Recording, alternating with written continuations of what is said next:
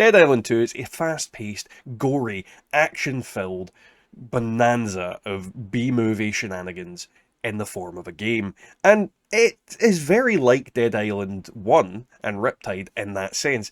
It's full of wacky crap that happens and some of the most absurd voice lines I've ever heard in gaming. What? I can't hear you. I got blood coming out of my ears. And I love it. I love this game. It is absolutely a pleasure to watch and play. And we're going to basically review it today and discuss the things that I think it's done well and some of the things I think it's not done quite as well. But either way, don't forget to like, comment, subscribe, and yeah, let's get on with the gore fest. Dead Island 2 is set in Los Angeles, otherwise known in the game as Hell A, and the environment itself is absolutely amazing. And you're taken through many different locations throughout the game. You are in Bel Air, West Philadelphia, born and raised, and you can end up on the red carpet in Hollywood Boulevard itself. There is just a lot going on and a lot of really cool places to visit. And this is the thing about Dead Island. It is a very environmentally based game. It wants you to look at where you are. It wants you to look at your location. It wants to look at your feet. Is there water there? Is there poison? Is there fire? It wants you to take in the scenery and the environment and use it to the best of your advantage. And it is a stunning looking game. It is just very, very, very well crafted, down to the architecture of the buildings and the zombies themselves. I mean, when you hit a zombie in the face with a certain type of weapon, it takes damage based on that. If you are using an acid-based weapon, it will literally melt the face of the enemy. If you're using a force-based weapon, it'll crush the jaw. There's so many different things that went into the environment and the storytelling of the game through that environment that is just absolutely well crafted.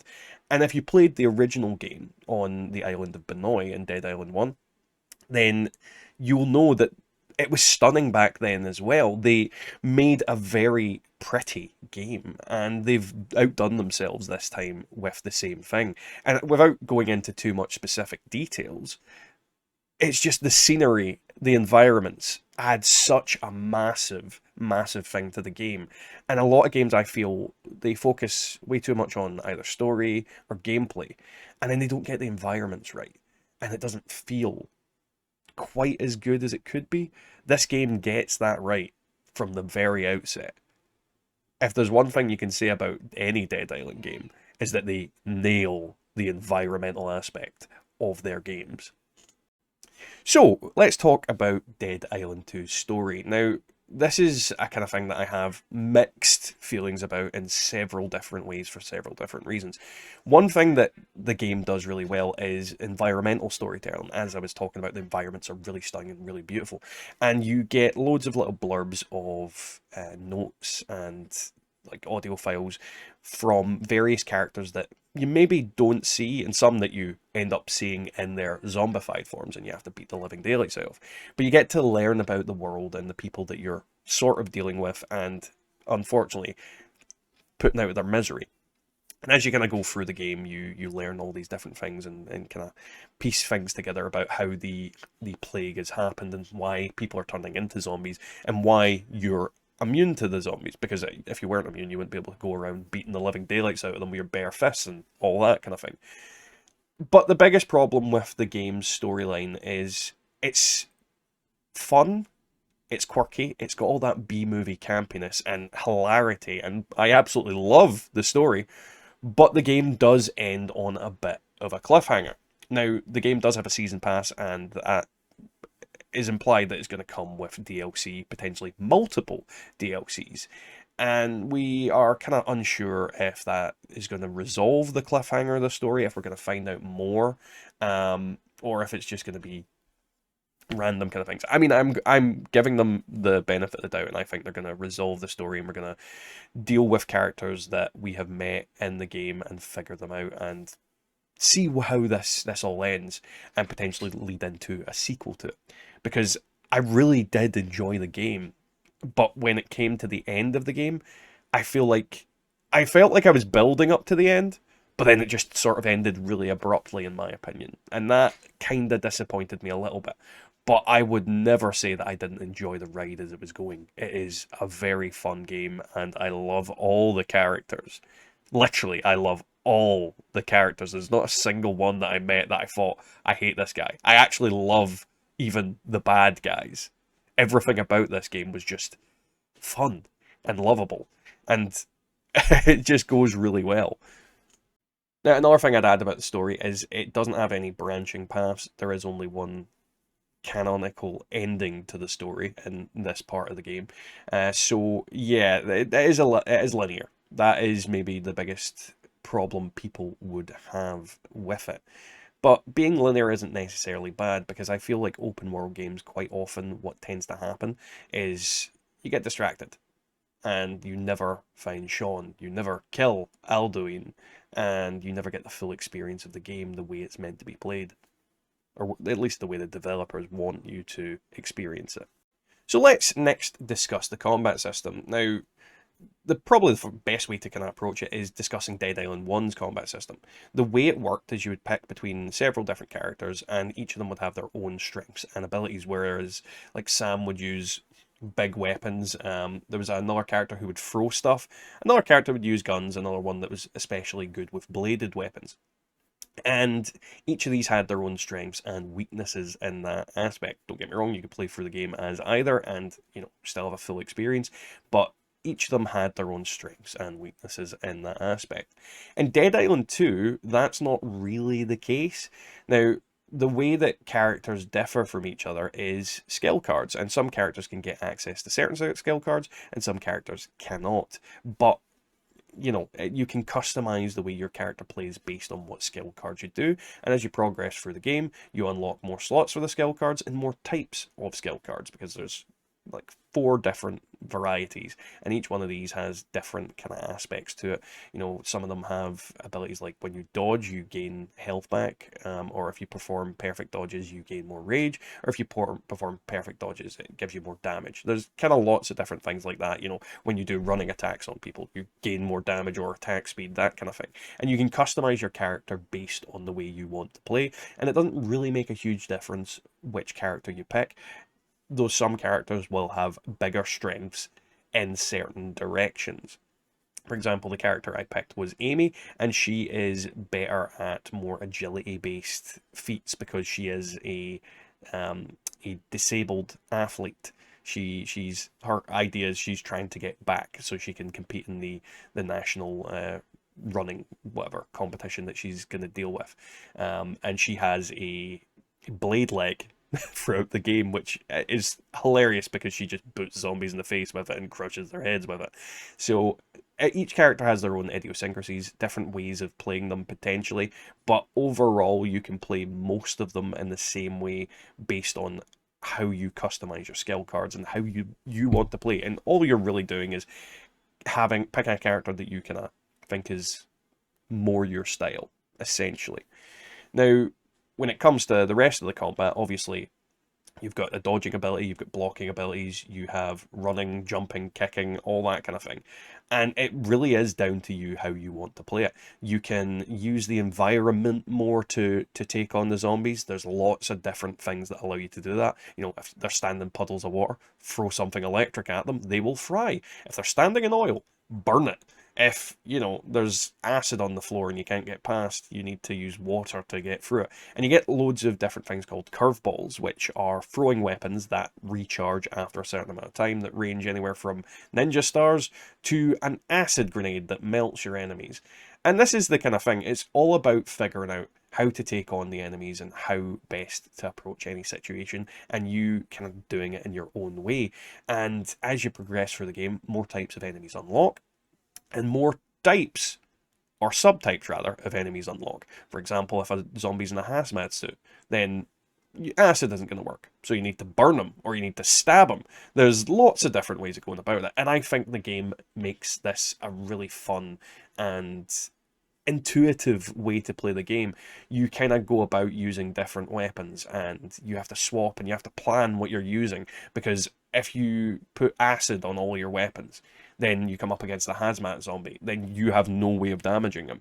So you have to plan accordingly and have different weapons for different situations and figure that out. And there's so many different combinations as well, because the customization on the weapons is as varied as the customization on your character in terms of skill cards. There's loads of different things that unlock, loads of different status effects.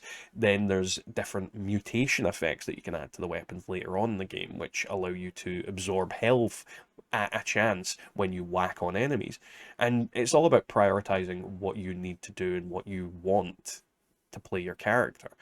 It's very interesting, and I don't think I'm giving it the full justice it deserves, because in games these days it's quite commonplace that there's customization and different abilities and different things.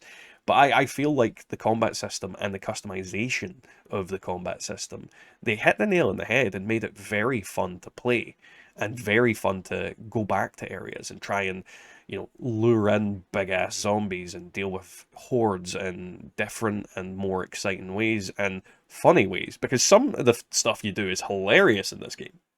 I mean, not just the characters, not just the story, but some of the things you can physically do are hilarious. Nothing's funnier than watching a zombie get yeeted off a cliff or explode into fire and melt in front of you.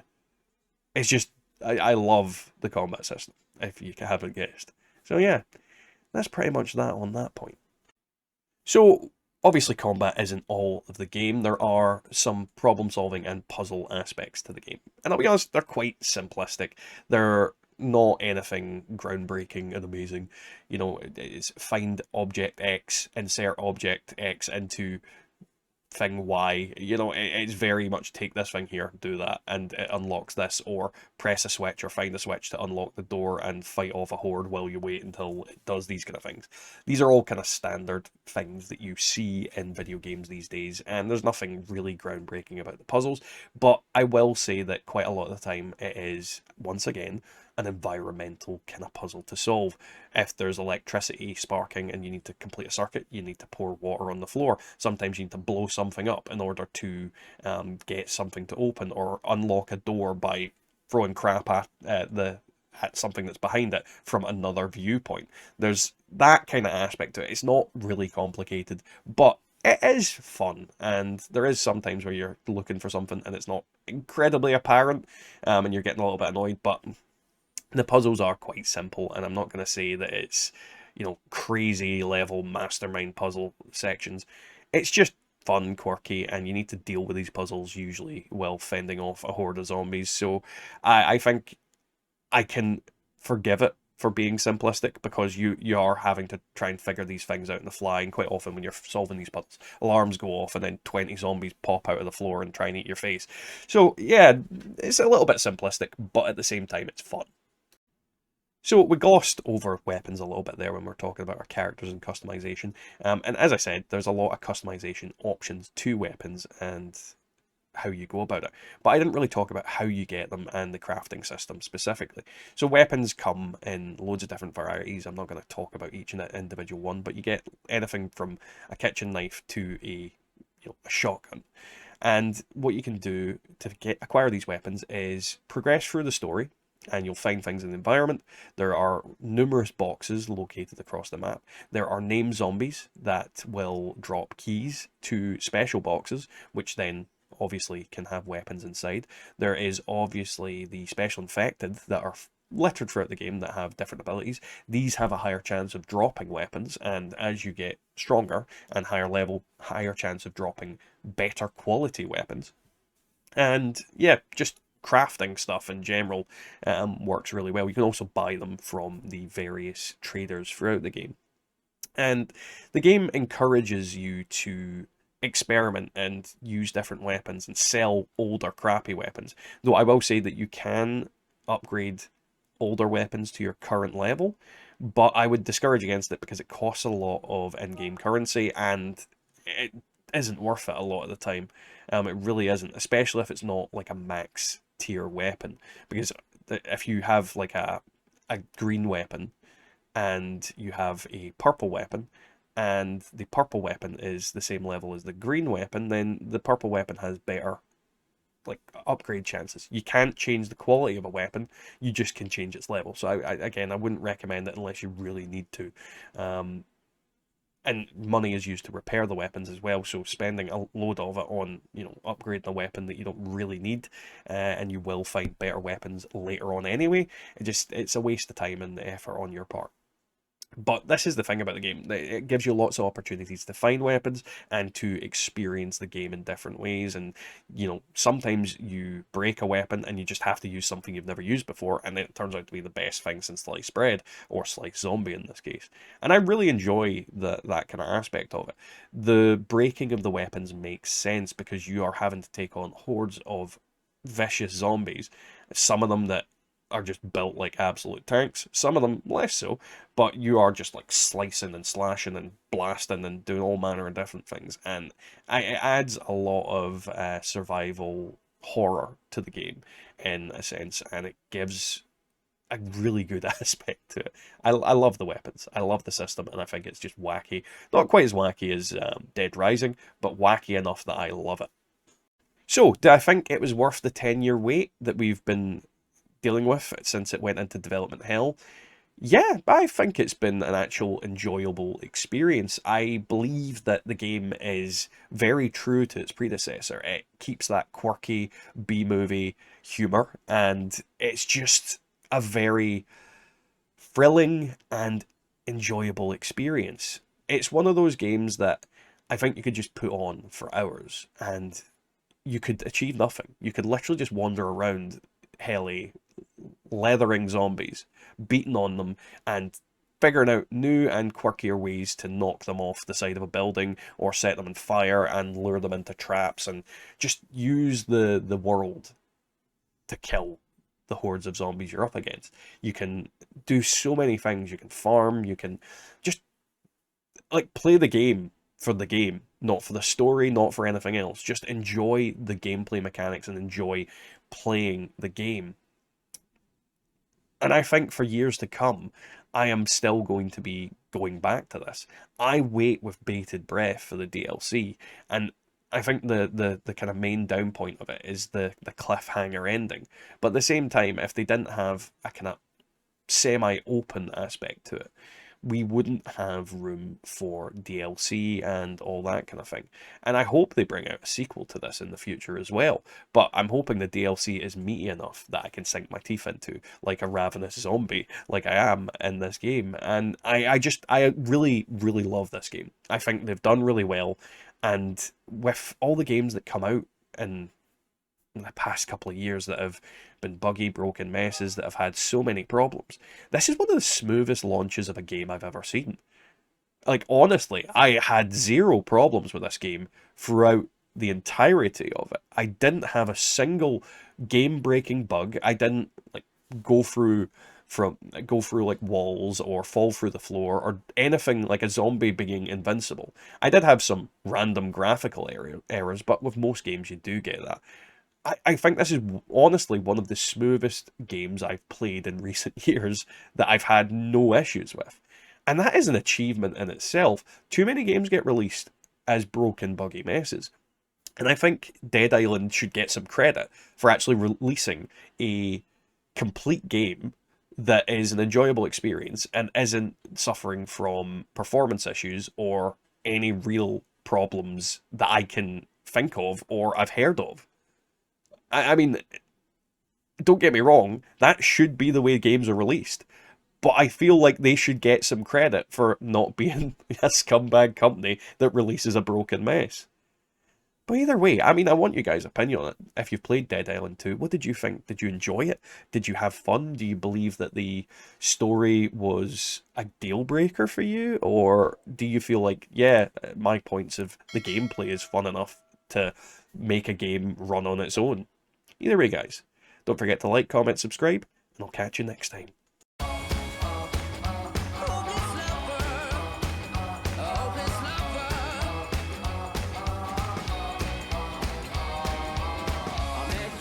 Sunny day, right there you took my breath away. Young and pretty, was it just a dream? The next day you called me up, you told me I'm your little buttercup. You You came over and you fell into my arms. Well, I know what I feel